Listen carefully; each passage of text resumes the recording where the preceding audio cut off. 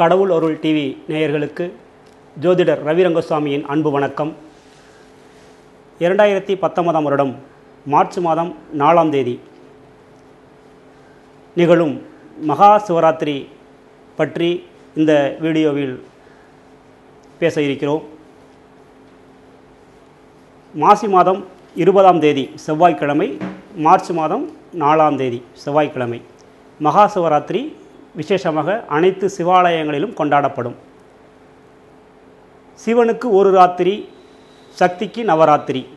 அம்பாள் புரட்டாசி மாதம் நவராத்திரி விழா அம்மனுக்காக, மகிஷாசுர மர்த்தினிக்காக கன்னியாகுமரி, காத்தியாயினி, பரமேஸ்வரி, புவனேஸ்வரி, ராஜராஜேஸ்வரி, காமாட்சி அம்மன், பெரியபாளையத்தம்மன், திருவேற்காடு கருமாரியம்மன், சமயபுரம் மாரியம்மன், புன்னைநல்லூர் முத்துமாரியம்மன், இப்படி பல வடிவங்களாக பல பெயர்களில் இந்த உலகை ஆண்டு கொண்டிருக்கும், அருளாட்சி செய்து கொண்டிருக்கும் பெண் தெய்வத்திற்காக, சாமுண்டீஸ்வரிக்காக மகா சிவராத்திரி விழா, நவராத்திரி விழா ஒவ்வொரு வருடமும் புரட்டாசி மாதம் 9 நாட்கள் நடைபெறும். புரட்டாசி மாதத்தில் வரக்கூடிய அமாவாசை திதி முடிந்து பிரதமை திதி முதல் 9 இரவுகள் நவராத்திரி இரவாகவும் 10ஆம் நாள் விஜயதசமியாகவும் கொண்டாடப்பட்டு வருகிறது. இந்து மதத்தின், இயற்கை மதத்தின் ஆன்மீக வழிபாடாகவும் பக்தர்களெல்லாம் புத்துணர்ச்சி புத்தெழுச்சி பெறுவதற்காகவும் கொண்டாடப்படும் ஒரு விழா, பெண் தெய்வத்துக்காக கொண்டாடப்படும் ஒரு விழா நவராத்திரி. அந்த வகையில் நவராத்திரி பெண் தெய்வத்துக்கு கொண்டாடப்பட்ட வகையில் ஆண் தெய்வத்திற்காக ஆதி அந்தமாக அருட்பெருஞ்சோதி அருட்பெருஞ்சோதி தனிப்பெரும் கருணை அருட்பெருஞ்சோதி என்று ஜோதி வடிவாக சிவனை வழிபாடு செய்த தமிழ் சமுதாயத்தில், இந்து சமுதாயத்தில் சிவனுக்கு உரிய நாளாக, சிவனை சிவபெருமானை கொண்டாடக்கூடிய நாளாக கார் இருளை, மகா சிவராத்திரி இருளை, அந்த இருள் தினத்தில் நள்ளிரவு வேளையில் சூரியன் அஸ்தமனம் ஆன பிறகு விடிய விடிய இரவு வேளையில், அதுவும் அமாவாசைக்கு முன் உள்ள சதுர்த்தசி திதியில் கடைபிடிக்கக்கூடிய ஒரு ஆன்மீக விழாதான் மகா சிவராத்திரி. சிவனுக்கென்று ஒரு ராத்திரி, அம்மைக்கு என்று, அம்பாளுக்கென்று நவராத்திரி. அந்த சிவராத்திரி விழா ஒவ்வொரு மாதமும் சிவராத்திரி வரும். எப்படி திதிகள் சார்ந்து வரக்கூடிய ஒரு வழிபாட்டிலே, பண்பாட்டிலே, பாரம்பரியத்திலே இந்த சிவராத்திரியும் ஒன்று. ஒவ்வொரு மாதமும் பௌர்ணமி முடிந்து அமாவாசையை நோக்கி சந்திரன் தேய்பிறை திதிகள் சென்று கொண்டிருக்கிற காட்டத்தில் 14ஆவது நாளாக சதுர்த்தசி திதி நடைமுறைக்கு வரும். அந்த சதுர்த்தசி திதி அதிக நேரம் இரவு நேரத்தில் இருக்கக்கூடிய நாள் சிவராத்திரி கொண்டாடப்படுகிறது. ஒவ்வொரு மாதமும் சிவராத்திரி கொண்டாடப்படுகிறது.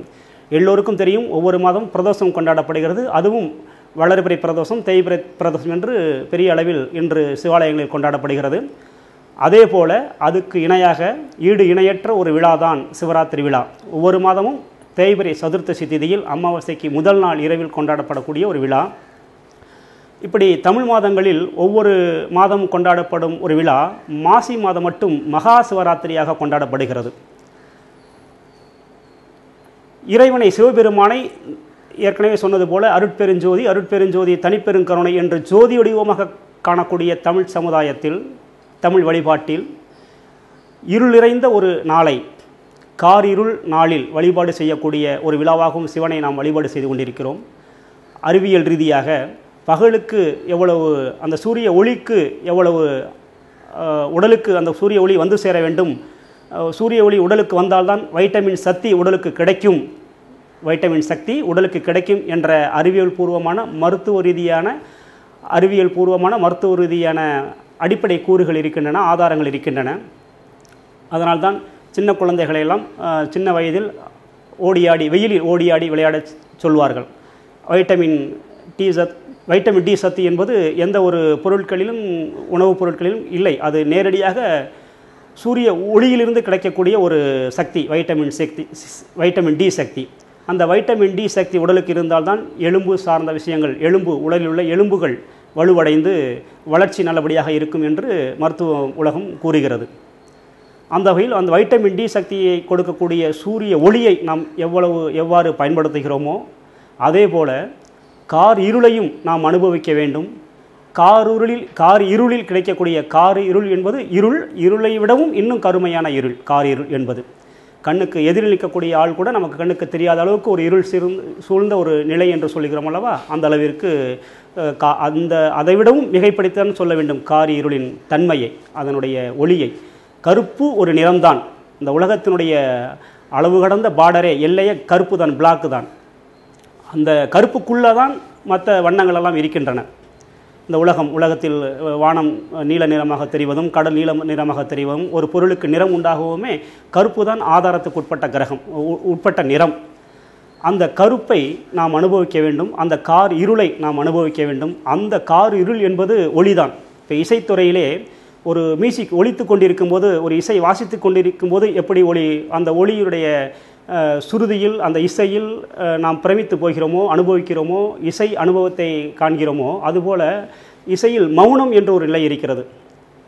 இசை வாசித்து கொண்டிருக்கும் போது திடீரென்று அந்த இசையை நிறுத்திவிட்டு ஒரு செகண்ட்ஸ் 2 செகண்ட்ஸ் மௌனமாக இருக்கும். அது திரைப்படங்களில் தொலைக்காட்சி தொடர்களெல்லாம் பார்க்க முடியும், மற்றபடி இசை நிகழ்ச்சிகளில் பார்க்க முடியும், மௌனமாக இருக்கும். அதற்கு ஒரு மகத்துவம் இருக்கிறது. இசையே மௌனம். அந்த இசை மௌனமாக இருக்கக்கூடிய விஷயத்திற்கு ஒரு மகத்துவம். இசை என்பது ஒளி, சவுண்ட்.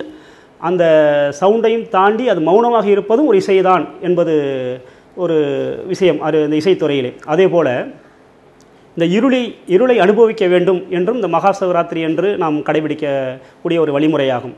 அந்த இருளிலும் சில சக்திகள், உடலுக்கு தேவையான சக்திகள், கண்ணுக்கு தேவையான சக்திகள் வெளிச்சத்தில் நாம் பார்த்துவிட முடியும். இருட்டில் யாராவது பார்க்க முடியுமா? ஆனாலும் பார்ப்பார்கள்.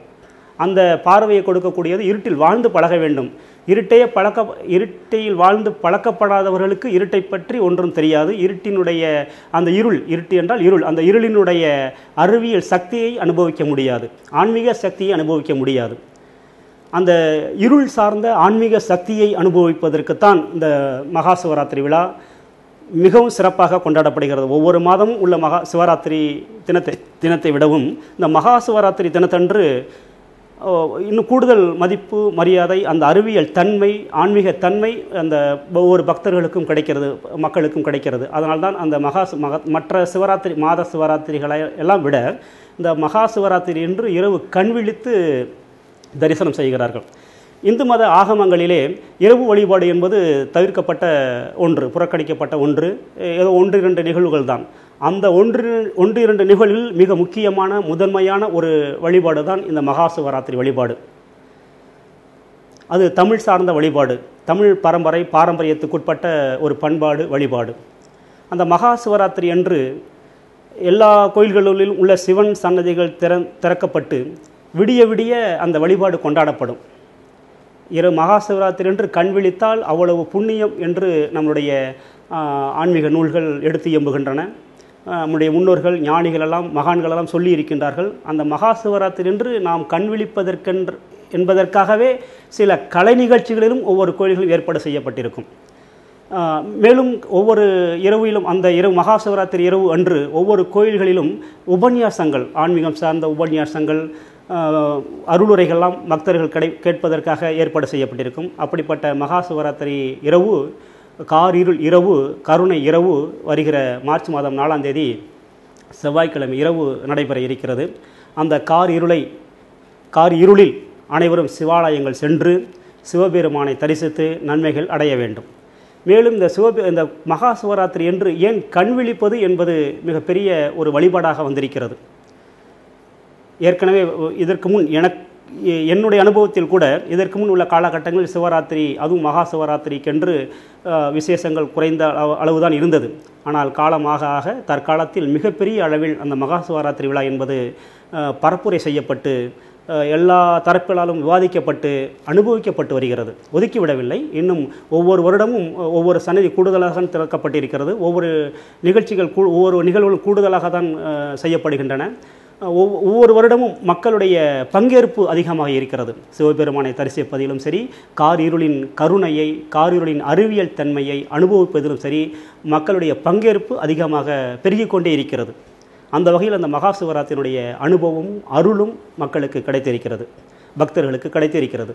இந்த மகா சிவராத்திரி கண் விழித்து வழிபாடு செய்வது என்பது சைவ ஆகமத்திலே சைவ வழிபாட்டிலே உள்ள ஒரு நடைமுறையாகும். அதேபோல் ஏகாதசி திதி கல்விழித்து வழிபாடு என்பது வைணவ ஆகமத்திலே உள்ள வைணவ வழிபாட்டிலே உள்ள ஒரு வழிமுறையாகும். இந்த மகா சிவராத்திரி அன்று எல்லா சிவாலயங்களிலும் சிவபெருமானுக்கு அபிஷேகம் செய்யப்பட்டு அலங்காரம் செய்யப்பட்டு நைவேத்தியம் படைக்கப்பட்டு பக்தர்களுக்கு விநியோகம் செய்யப்படும். இந்த மகா சிவராத்திரி இரவை 4 காலமாக வழிபாடு செய்ய வேண்டும் என்று நம்முடைய சம்பிரதாயங்கள் சாஸ்திரங்கள் கூறுகின்றன. முதல் காலம், 2ஆம் காலம், 3ஆம் காலம், 4ஆம் காலம் என்று. அந்த முதல் காலம் என்பது சூரியன் அஸ்தமனத்திற்கு பிறகும் சரி, சராசரி 6 மணி, 6 மணி முதல் 9 மணி வரை உள்ள ஒரு காலகட்டம் முதல் காலம் என்றும், 9 மணி முதல் 12 மணி வரை உள்ள காலகட்டம் 2ஆம் காலம் என்றும், நள்ளிரவு 12 மணி முதல் 3 மணி வரை, அதிகாலை 3 மணி வரை உள்ள காலகட்டம் 3ஆம் காலம் எனவும், அதிகாலை 3 மணி முதல் 6 மணி வரை உள்ள காலகட்டம் 4ஆம் காலம் எனவும் 4 காலங்களாக பிரித்து இந்த வழிபாடு மேற்கொள்ளப்படுகிறது. முதல் காலத்திலும் 6 மணி முதல் 9 மணிக்குள் அந்த சிவபெருமானுக்கு ஒவ்வொரு ஆலயத்தில் உள்ள சிவலிங்கத்திற்கு சிவபெருமானுக்கு அபிஷேகங்கள், ஆராதனைகள், மகாபிஷேகங்களால் நடத்தப்படும். இதற்கு முன் சிவலிங்கத்திற்கு சாதாரண அபிஷேகங்களோடு செய்வார்கள். இந்த மகா சிவராத்திரி என்று 16 வகையான அபிஷேகங்கள், மகாபிஷேகம், அதற்கும் கூடுதலாக கூட இருக்கும். சில ஆலயங்களில், மிகப்பெரிய ஆலயங்களிலெல்லாம் பல வகையான எண்ணிக்கையில் அடக்க முடியாது. ஏன்னா அதுக்கு எண்ணிக்கை கிடையாது. அவங்க எதெல்லாம் விரும்புகிறார்களோ அது சார்ந்த ஒரு திரவிய பொருட்களால் பழச்சாறுகளால் அபிஷேகம் செய்து விடுவார்கள். அந்த அளவிற்கு மகாபிஷேகம் என்றது எண்ணிக்கையில் அடங்காத ஒரு விஷயம். சோடச அபிஷேகம் இருக்கிறது. 16 வகையான திரவியங்களால் திரவியங்களால் நடத்தக்கூடிய ஒரு அபிஷேகம் சோடச அபிஷேகம். அதையும் தாண்டி எண்ணிக்கையில் அடங்காதது கரும்புச்சாறு, பழச்சாறு, எத்தனை வகையான பழச்சாறுகளும் சேர்த்து ஒரு பழச்சாறு அபிஷேகம் இருக்கும். ஒவ்வொரு பழத்தையும் தனித்தனியாகவும் பிழிந்து அதனுடைய சாறை வைத்து அபிஷேகம் செய்வது பழச்சாறு அபிஷேகம். பல வகையான பழச்சாறுகள் அபிஷேகம் நடக்கும். அந்த வகையில் எண்ணிக்கையில் அடங்கா அபிஷேகம், மகாபிஷேகம் என்று சொல்வார்கள். அந்த அபிஷேகங்கள் நடக்கும் ஒவ்வொரு சிவாலயங்களிலும். அந்த சிவாச்சாரிய பெருமக்கள் மிகவும் கருணையுடனும் அருளுடனும் பக்தியுடனும் அந்த சிவலிங்கத்தை அபிஷேகம் செய்து அலங்காரம் செய்து பக்தர்களுக்கு அருளாசி வழங்க வைப்பார்கள். அந்த அளவுக்கு மிகப்பெரிய விசேஷமான ஒரு வழிபாடு இந்த சிவாலய வழிபாடு, சிவராத்திரி, மகா சிவராத்திரி வழிபாடு. மற்ற சிவராத்திரி, அதாவது மற்ற மாதங்களில் வரக்கூடிய சிவராத்திரி தினங்களிலெல்லாம் இந்த சிவாலயங்கள் திறந்திருக்க வாய்ப்பும் இல்லை, திறந்திருக்கவும் இருக்காது. ஆனால் மகா சிவராத்திரி என்று எந்த ஒரு சிவாலயமும் சிவன் சன்னதி உள்ள அத்தனை ஆலயங்களும் திறக்கப்பட்டு அந்த சிவனுக்கு 4 கால பூஜைகள் மிக விமரிசையாக கடைபிடிக்கப்பட்டு பக்தர்கள் கருணையை பெற்றுக்கொள்வார்கள், அருளை பெற்றுக்கொள்வார்கள். அந்த அளவுக்கு விசேஷமான ஒரு நாள் மகா சிவராத்திரி. இந்த மகா சிவராத்திரி கொண்டாடப்படுவது என்பது காரிருளை அனுபவிப்பது மட்டும் அல்ல. அறிவியல் ரீதியாக அதனுடைய பலன் மருத்துவ ரீதியாகவும் அந்த உடலுக்கு வந்து சேருகிறது, கண்களுக்கு வந்து சேருகிறது, உள்ளம் புத்துணர்வு அடைகிறது. எப்படி பௌர்ணமி திதி அன்று கிரிவலமோ அல்லது ஒரு கோயில் சார்ந்த வளமோ, கோயில் சார்ந்த தரிசனமோ, பௌர்ணமி தரிசனமோ, பௌர்ணமி பூஜையிலெல்லாம் கலந்து கொள்கிறோமோ அந்த அளவிற்கு அது ஒரு எல்லை. பௌர்ணமி என்பது முழு நிலவு. அந்த முழு நிலவுக்கு உட்பட்ட ஒரு ஒளி, அந்த லைட், அந்த அளவுக்கு உள்ள ஒரு புனிதத்தையும் கருணையும் காரிருளும் கொடுக்கிறது என்பது அனுபவபூர்வமான உண்மை. எனவே பக்தர்கள் அனைவரும் மகா சிவராத்திரி அன்று நான் சொல்ல வேண்டிய தேவையில்லை, நீங்களும் அதற்காக தயாராக இருப்பீர்கள். மகா சிவராத்திரி பற்றி அறிந்திருப்பீர்கள், அன்று கோயிலுக்கு போக வேண்டும் என்று சிந்தித்திருப்பீர்கள், பிளான் செய்திருப்பீர்கள், திட்டமிட்டிருப்பீர்கள், வழிபாடு செய்வீர்கள். இருந்தாலும் மகா சிவராத்திரி அன்று உங்களுக்கு தெரிந்தவர்களுக்கும் அந்த விஷயத்தை சொல்லி மகா சிவராத்திரி வழிபாட்டில் பங்கேற்றுக் கொள்ளுமாறு சொல்வதுதான் எங்களுடைய விண்ணப்பம். இந்த மகா சிவராத்திரி என்று சிவாலய ஓட்டம் என்று ஒன்று இருக்கிறது. சிவாலய ஓட்டம் என்பது இப்போ கன்னியாகுமரி மாவட்டம் ஆரம்பத்தில் நடந்தது. தற்போது தமிழக அளவில் மிகப்பெரிய சிவபக்தர்கள் குழுவாக சேர்ந்து ஒரு இயக்கமாக உருவாகி அவர்கள் மூலம் இந்த சிவாலய ஓட்டம் என்று ஒன்று ஆரம்பிக்கப்பட்டு மிக விமரிசையாக பக்தி உணர்ச்சியுடன், பக்தி அறிவு வேற, பக்தி உணர்ச்சி வேறு, பக்தி உணர்ச்சியுடன் அந்த சிவாலய ஓட்டம் கடைபிடிக்கப்பட்டு வருகிறது. காலையில் ஒரு சிவாலயத்தில் தீபம் ஏந்தி கொண்டு, தீபம் என்பது உங்களுக்கு தெரியும், தீபத்தை ஏந்தி கொண்டு ஒவ்வொரு கோயிலுக்காக ஓட்டம், சிவாலய ஓட்டம், நடந்து போகிறது கிடையாது, ஓட்டம் ரன்னிங்லேயே இருந்துக்கிட்டே இருக்கணும். காலையில் ஆரம்பித்தாங்கன்னா நைட்டு இரவு வரையும் ஒரு கோயிலில் போய் சேர்றது வரையும் ரன்னிங்லேயே தான் இருந்துக்கிட்டு இருப்பாங்க. ஒரு குழுவாக 10 பேர், 20 பேர், 500 பேரெல்லாம் சேர்ந்து போகிற ஒரு குழுவெல்லாம் இருக்கிறாங்க, தமிழ்நாடு லெவலில் இருக்கிறாங்க. ஆன்மீக இயக்கத்தில் இருந்துக்கிட்டு இருக்கிறவங்க, சிவ இயக்கத்தில் இருக்கிறவங்க ஃபாலோ பண்ணிக்கிட்டு இருக்கிறாங்க. அந்த வகையில் அந்த சிவாலய ஓட்டங்களுக்கும் சில இளைஞர்களும் தயாராகிருக்கிறாங்க. இப்போ பெண்களும் அதுக்கு தயாராகிட்டாங்க. ஒரு கட்டத்தில் முன்னாடியெல்லாம் இளைஞர்கள் தான், இப்போ வந்து பெண்களும் அதுக்கு தயாராகி அந்த சிவாலய ஓட்டத்தில் கலந்து கொண்டு தன்னுடைய பக்தியை வந்து இறைவனுக்கு பக்தியை படைக்கிறாங்க, படைச்சு அதனால அருளை பெறுறாங்க. அந்தளவுக்கு அந்த சிவாலய ஓட்டம் என்பது உடல், மனம், ஆன்மா மூன்றுக்கும் புத்துணர்ச்சி தரக்கூடிய ஒரு விழா, ஒரு வழிபாடு. ஒரு இப்போ கால்நடை பயணமாக போய் கோயில்களுக்கெல்லாம் போகிறாங்க, பழனிக்கு பாத யாத்திரை, அந்த மாதிரி அந்த பாத யாத்திரைக்கு உட்பட்ட விஷயம் பாத யாத்திரை. அதுக்கு அதை விடவும் கொஞ்சம் இல்லை அதுக்கு இணையான ஒரு பலன்களை கொடுக்கக்கூடிய விஷயம் தான் அந்த சிவாலய ஓட்டத்துக்குரிய பலன்களும். உடல், மனம், ஆத்மா மூன்றும் முன்னேற்றத்தை ஆன்மீக ரீதியான முன்னேற்றத்தை தக்க வைக்கிறதுக்கு ஏற்படுத்தப்பட்ட ஒரு வழிபாடு தான் இந்த சிவாலய ஓட்டம், சிவாலய வழிபாடு. பெண்களும் இப்போ செஞ்சுக்கிட்டு இருக்கிறாங்க. இந்த 4 கால பூஜையை பொறுத்தவரை பார்த்திங்கன்னா ரொம்ப விசேஷத்துக்கு உட்பட்டு எல்லா கோயில்களையும் சின்ன அளவுலையும் செய்கிறாங்க, பெரிய அளவுலையும் செய்கிறாங்க. சில பேர் என்னென்னா இப்போ இந்த கொடுமை என்னென்னா அதில் வந்து சினிமா பார்க்க போயிடுவாங்க. ராத்திரி கண்ணு தானே முழிச்சிருக்கணும் அப்படின்ட்டு திரைப்படங்கள் பார்க்க போய்டுறாங்க. ஆனாலும் ஏதோ ஒரு வகையில் அவங்க வந்து சாமியை கும்பிட்டாலும் சரி, இல்லை சினிமாவுக்கு போய் பார்த்தாலும் சரி, இப்போ எல்லா சினிமா தேட்டர்லையும் பார்த்திங்கன்னா அந்த சிவராத்திரி அன்னைக்கு, மகா சிவராத்திரி அன்னைக்கு விடிய விடிய காட்சிகள் ஓடிக்கொண்டே இருக்கும். ஏன்னா அப்போ தான் அந்த தொழில் நிறுவனம் இன்னும் வளரும் அப்படிங்கிற ஒரு கண்ணோட்டத்தோடு அவங்க அந்த தொழில் நிறுவனத்தில், திரைப்பட தொழில் நிறுவனத்தில் விடிய விடிய காட்சிகள், புது புது படங்கள், ஒரே படம் ஓட்ட மாட்டாங்க, வேறு திரைப்படங்களை போடுவாங்க. ரசிகர்கள் சார்ந்த திரைப்படங்கள் போடுவாங்க, ரொம்ப பிரபலமான திரைப்படங்கள் போடுவாங்க, ஆன்மீகம் சார்ந்த திரைப்படங்கள், திருவிளையாடல், சரஸ்வதி சபதம், இந்த மாதிரி திரைப்படங்கள்லாம் போடுவாங்க. ஏன்னா அவங்களுக்கு தொழில் நிறுவனம் வளர்ச்சி அடையணும். எப்படி அந்த திரையில் வந்து ஒளி மூலமாக, லைட் மூலமாக அந்த திரை இருக்குது பாருங்கள், அதே நேரத்தில் கார் இருள், கருப்பு பிளாக், அது மூலமாகவும் நம்ம தொழில் பாதிக்கப்படக்கூடாது. அந்த இருளை வழிபாடு செய்கிறார்கள் அவர்கள். அதாவது ஒளி மூலமாக இருளை வழிபாடு செய்யக்கூடிய ஒரு விஷயம்தான் அந்த திரைப்படம் காண்பிக்கப்படுவது. இப்போ தான் திரைப்படம் ஒவ்வொரு திரையரங்கமும் அந்த விஷயத்தை பண்ணுறாங்க. இதுக்கு முன்னாடி பார்த்திங்கன்னா கலை நிகழ்ச்சிகள், கிராமங்களில் தெருக்கூத்து நிகழ்ச்சிகள், நாடக நிகழ்ச்சிகள்லாம் ஒவ்வொரு சிவராத்திரி முன்னிட்டு நடத்தப்படும். சொற்பொழிவுகள் நடத்தப்படும், மகான்களுடைய அருளுரைகள், உபன்யாசங்கள்லாம் பெரிய அளவில் நடத்தப்படும். இப்போ இன்னும் அதிகமாக நடந்துக்கிட்டு இருக்குது. ஒவ்வொரு கோயில்களையும் நம்ம சொல்கிறத விடவும் இன்னும் சிறப்பாக தான் நடத்திக்கிட்டு இருக்கிறாங்க அந்த ஏற்பாட்டாளர்கள். சிறப்பாக நடத்திக்கிட்டு இருக்காங்க. மக்களும் நல்ல அளவில் பெரிய அளவில் பங்கேற்று அந்த பயன் அடைஞ்சிக்கிட்டு இருக்கிறாங்க. அதில் எந்த குறையுமே இல்லை. இது நம்மளுடைய நோக்கம். இன்னும் தெரியாமல் இருக்கிறவனுக்கும் அதை தெரியப்படுத்தி இன்னும் அந்த பக்தி வழிபாட்டில், மகா சிவராத்திரி வழிபாட்டை இன்னும் சிறப்பாக கொண்டாடப்படணும் அப்படிங்கிறது தான். இந்த மகா சிவராத்திரி விழா வந்து கண்ணு விழிக்கணுங்கிற ஒரு விஷயம் ஏன் வந்துச்சு அப்படின்னா, வேடன் ஒருவன் வந்து காட்டுக்கு ராத்திரியில் வேட்டைக்கு போயிருக்கிறாரு. வேட்டைக்கு போயிருக்கும் பார்த்தீங்கன்னா அங்கே ஒரு புலி துரத்த ஆரம்பிச்சிருச்சு. அதில் வந்து ஒரு மான் வேட்டைக்கு போகிறவரை புலி துரத்த ஆரம்பிச்சிருச்சு. அப்போ வந்து திடீர்னு வந்து ஒரு கோயிலுக்குள்ளே, சிவன் கோயிலுக்குள்ளே வந்து நுழைஞ்சிட்டார். அந்த கோயிலுக்குள்ள நுழைஞ்சோன்னு பார்த்திங்கன்னா எங்கேயும் போக முடியல. கீழே இருந்தால் எப்படியும் புலி வந்து அவரை தாக்கிரும், இப்போ அவரை வந்து அவர் உயிர் பழி வாங்கிரும் அப்படின்ற லெவலில் அந்த அன்னைக்கு அப்போ வழிபடுற கட்டத்தில், அந்த இரவு நேர கட்டத்தில் அது இருக்குது. அவரால் வேறு எங்கேயும் போக முடியலை. அதே நேரத்தில் அந்த கோயிலில் இருக்கக்கூடிய ஒரு வில்வ மரத்து மேலே ஏறி உட்காந்துடுறாரு. ஆனாலும் இந்த புலி வந்து போக மாட்டாங்குது. இவன் எப்படி இருந்தாலும் கீழே இறங்கி தான் வரணும், இந்த வேடன் நம்ம அவனை சாப்பிட்டு தான் ஆகணுங்கிற ஒரு வைராக்கியத்தோடு அந்த புலியும் உட்காந்துருது. மேலே வேடன் உட்காந்துருக்கிறார். வேடனுக்கு தூக்கம், பகல் ஃபுல்லாக அலைஞ்சிருக்கிறாரு, ஏதோ வேலை பார்த்துருக்கிறாரு. ஏதோ இந்த இரவு நேரத்தில் வேட்டைக்கு போயிருக்கிறாரு. மனபயம், கீழே இறங்கினா உயிர் பயம், அந்த புலி சாப்பிட்ரும். அந்த மனபயத்துக்கு உட்பட்ட ஒரு நபர் வந்து ஓடி, அந்த களைப்பு பதட்டத்தோடு இருக்கக்கூடிய நபருக்கு வந்து தன்னை அறியாமல் தூக்கம் வரும். பதட்டம் இருந்தால் தூக்கம் வராது, பட் ஆனால் தூக்கம் வந்துருங்கிற லெவலில் அவருக்கு நிலைமையில் அவர் அந்த வேடன் இருக்கிறார்.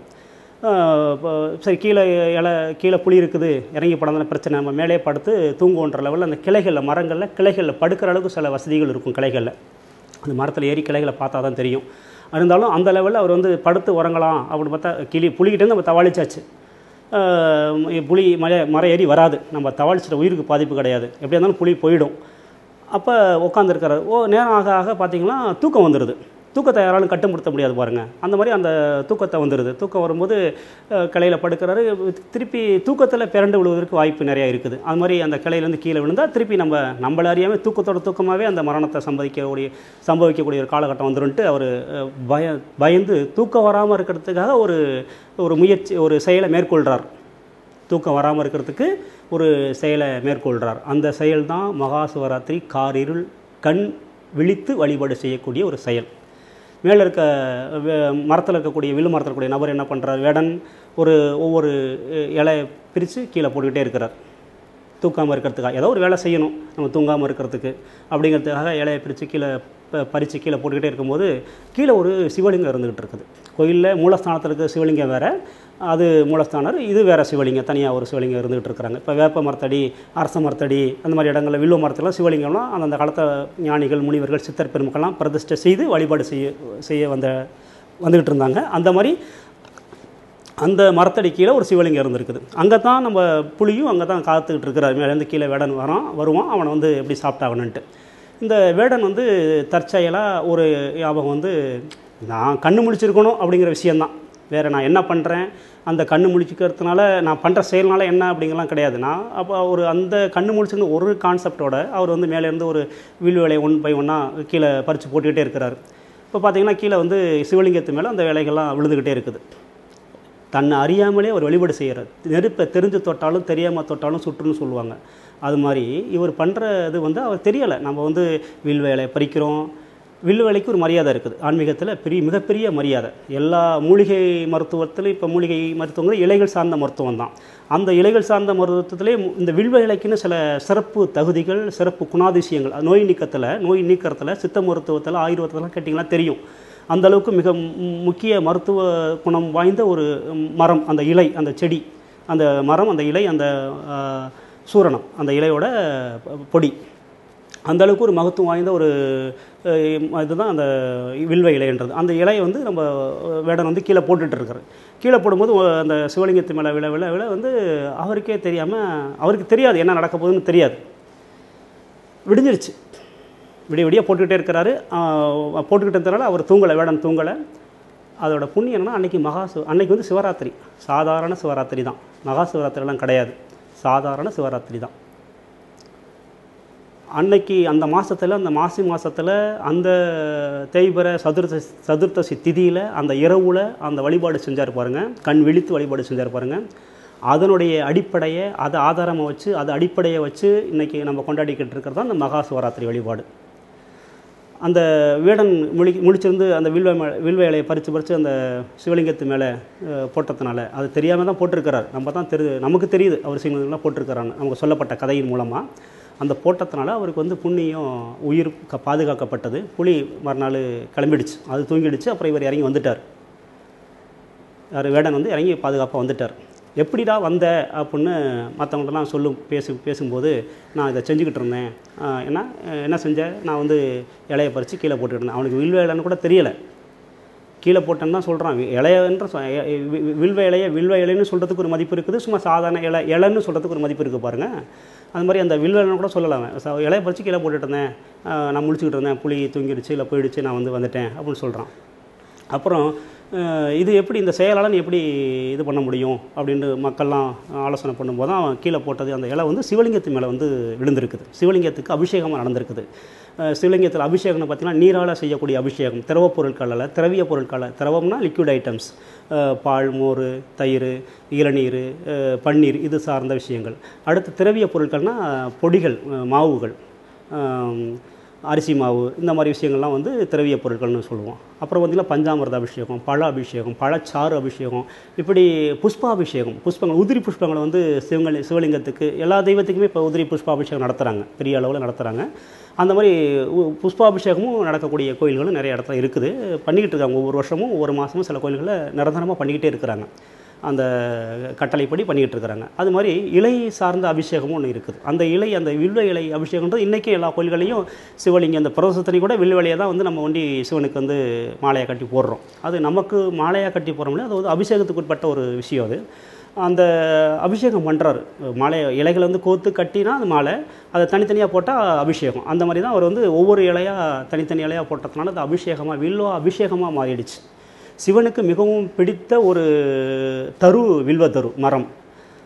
அப்போ அந்த மரத்தோட இலை வந்து அவர் மேலே வந்து விழும்போது மிகப்பெரிய ஒரு அளப்பரிய கருணையை அந்த சிவன் வந்து அந்த வேடனுக்கு அருள்றார். அதன் காரணமாக தான் அவர் வந்து படைச்சிருக்க முடிஞ்சிச்சு. புலி தானாக போயிடுச்சு, இல்லை தூங்கிடுச்சுன்ற லெவலில் விட்டுட்டாங்க. நீ இன்றைக்கி உயிரோடு இருக்கிறதுக்கு காரணம் நீ செஞ்ச அந்த வில்வ அபிஷேகம் தான், சிவனுக்கு செஞ்ச, சிவலிங்கத்துக்கு செஞ்ச வில்வ அபிஷேகம் தான். இந்த வில்வாபிஷேகத்தை நீ எப்படி செய்ய முடிஞ்சிச்சு, நீ கண்ணு விழிக்கணுங்கிற காரணத்துக்காக செய்ய முடிஞ்சிச்சு. ஆக சிவராத்திரி அன்றைக்கு நம்ம கண்ணு விழிச்சிருந்தால் நம்ம சிவன் வந்து நம்மளுடைய உயிர் பயத்திலேருந்து காவந்து பண்ணுவார். உயிர் பயத்திலிருந்து நம்மளை காந்து பண்ணுவார் அப்படிங்கிற ஒரு வழிபாட்டுக்கு ஆதாரமாக அடிப்படையாக வச்சு வந்தது தான் இன்றைக்குள்ள சிவராத்திரி வழிபாடு. அதனால தான் இப்போ சிவராத்திரி மகா சிவராத்திரி அன்னைக்கு எல்லா மக்களும் பங்கேற்கிறாங்க. சின்ன சின்ன குழந்தைகள்லேருந்து கை குழந்தைகள்லேருந்து வயசான முதியோர்கள் வரையும் படிக்கிறவங்க படிக்காதவங்க ஏழை பணக்கார எந்த வித்தியாசமும் இல்லாமல் அன்றைக்கி வந்து சிவாலயங்களில் தரிசனம் பண்ணுறாங்க. ஆனால் அதில் என்ன ஒரு சிறப்புன்னா, அந்த சிவாலயங்களில் ஒரு மிகப்பெரிய சிவாலயங்கள்லாம் வந்து இந்த கட்டண தரிசனம்னு ஒன்று இருக்கும் பாருங்கள், பண கட்டணம் தான் உள்ளே விடுவோம் அப்படின்ட்டு, அதெல்லாம் இப்போ குறைஞ்சி போச்சு. அந்த சிவராத்திரி அன்னைக்கு மட்டும் எல்லாமே ஃப்ரீ தரிசனம் தான், எல்லாருமே சமம், கடவுளுக்கு முன் அனைவரும் சமம் என்கிற ஒரு வழிபாட்டுக்கு உரிய ஒரு நாள் இந்த சிவராத்திரி, மகா சிவராத்திரி ஒரு நாள். அதை மீறி தப்பு தவறுகள் நடந்தால் அதுக்கான தண்டனைகள் சில பேர் அனுபவிப்பாங்க. மற்றபடி பொதுவான வகையில் 199% அனைவரும் சமம், கடவுளுக்கு முன் அனைவரும் சமம், ஏற்றத்தாழ்வு கிடையாது, சாதி மத வேறுபாடு கிடையாது, மதம் சார்ந்த விஷயங்கள் கிடையாது, பணம் சார்ந்த விஷயங்கள் கிடையாது, அதிகாரத்தில் இருக்க இல்லைங்கிற விஷயம் கிடையாது. எல்லோரும் க்யூவில் நின்று வரிசையில் நின்று ஒன்றன் பின் ஒன்றாக போய் சாமியை தரிசனம் பண்ணக்கூடிய ஒரு விழாவாக இன்றைக்கி மகா சிவராத்திரி விழா ஒரு ஒற்றுமையை ஏற்படுத்திக்கிட்டு இருக்குது.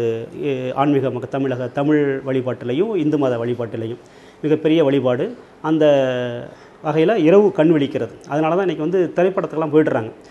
என்னென்னா நம்ம வந்து சாமியை கும்பிட்டாலும் கண்ணு முடிச்சுட்டு தான் இருக்கணும். ஏன்னா சாமிக்கு வந்து முன்னாடியை விட இப்போ கூட்டம் அதிகம் ஆகிடுச்சு, பக்தி பெருகிடுச்சு. ஆனால் அது வந்து பக்தி பெருகிடுச்சு, அதில் ஒரு நெறிமுறை இல்லாமல் இருக்குது. எல்லாம் கும்மி அடிச்சுக்கிட்டு கலாபலான்னு போய் சாமி கும்பிட்றாங்க. கொஞ்சம் வயசு நின்று பண்ணாங்கன்னா எல்லோரும் நிம்மதியாக சாமி கும்பிட முடியும். அந்த மாதிரி நிம்மதியான வழிபாட்டை தான் இந்த மகா சிவராத்திரியில் எல்லோரும் கும்பிடணும்னு நம்ம வேண்டிக்கிறோம் கடவுள் டிவி சேனல் மூலமாக. அதே மாதிரி 4 கால பூஜைன்னு ஒன்று இருக்குது. இப்போ 4 கால பூஜையில் வந்து இப்போ ஒரே கோயிலில் சில பேர் போகிறாங்க, ஒரே கோயிலில் உட்காந்து 6 மணிக்கே போயிடுவாங்க. போய் முன்னால் இடம்லாம் பிடிச்சிருவாங்க.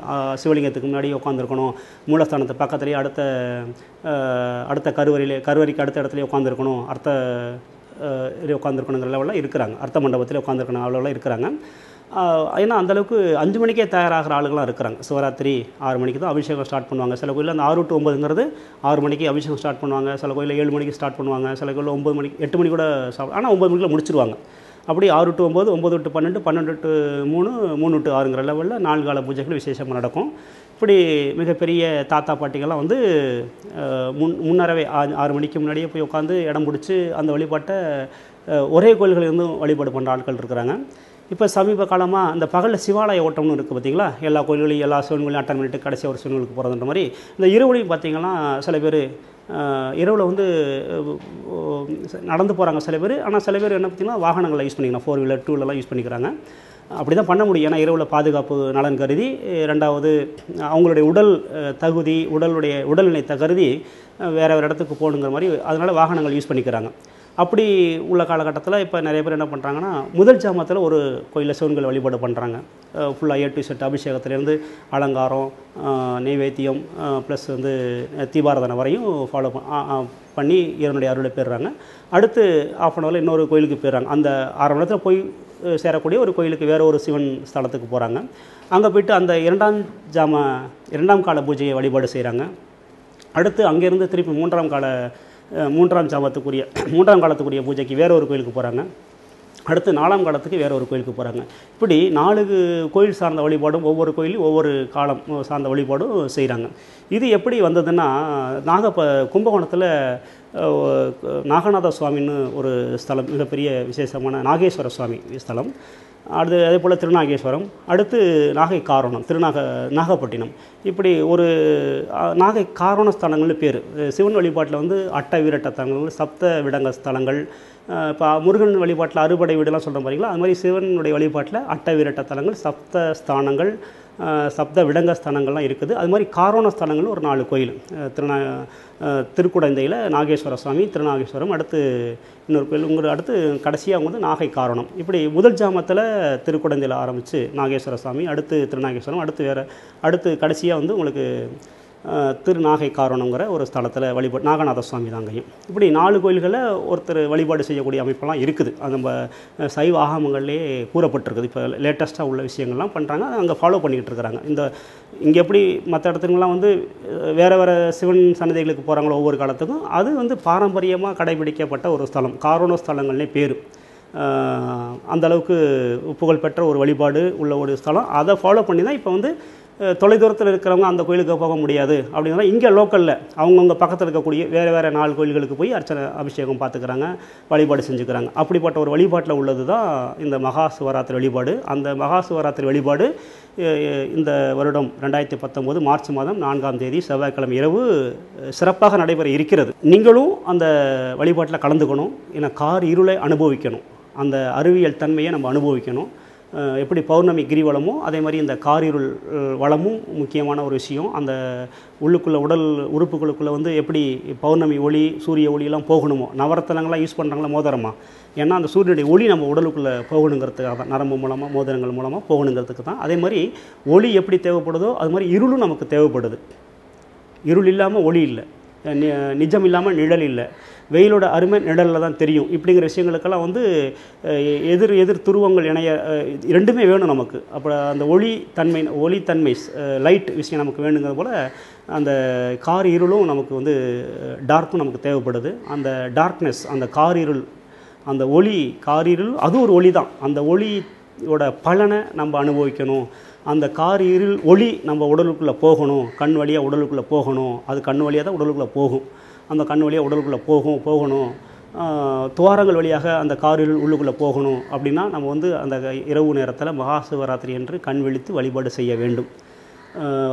ஆடம்பரமான கேளிக்கைகளில் ஈடுபடாமல் ஆன்மீக வழிபாட்டில், கோயில் சார்ந்த வழிபாட்டில் ஈடுபட்டு, இப்போ எல்லா கோயில்லையும் கலை நிகழ்ச்சிகள்லாம் ஏற்பாடு பண்ணிடுவாங்க, சொற்பொழிவுகள் எல்லாமே பண்ணிடுவாங்க. அந்த விஷயங்களில் ஈடுபட்டு சிவனுடைய பேரருளுக்கு பாத்திரராகும்படி மகா சிவராத்திரியை முன்னிட்டு கடவுள் அருள் டிவி நிறுவனத்தார் மூலம் உங்களுக்கெல்லாம் சிவபெருமானுடைய பேரருள் கிடைக்க வேண்டும் என்று வேண்டிக் கொள்கிறோம், வாழ்த்துகிறோம். வணக்கம்.